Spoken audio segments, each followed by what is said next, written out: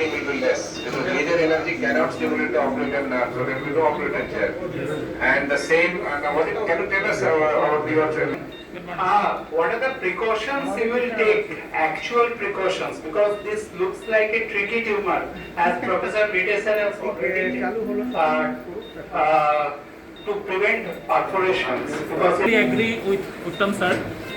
Here actually, as sir said, that to perforate the bladder is very unlikely in case of bladder tumor, as you commonly see in case of conventional monopolar TURBT. Here, the jerk will not be there, but yes, as Dr. Smaranjit rightly pointed out, that the location of the tumor is little inaccessible. In that case, what we will do, we will keep the bladder little empty, not over distended, so that it is visible. At the same time, in this particular case, we have to apply little pressure with an experienced assistant. He will putting some pressure on the anterior abdominal wall towards the side of the tumor, so that it remains visible while doing the enucleation.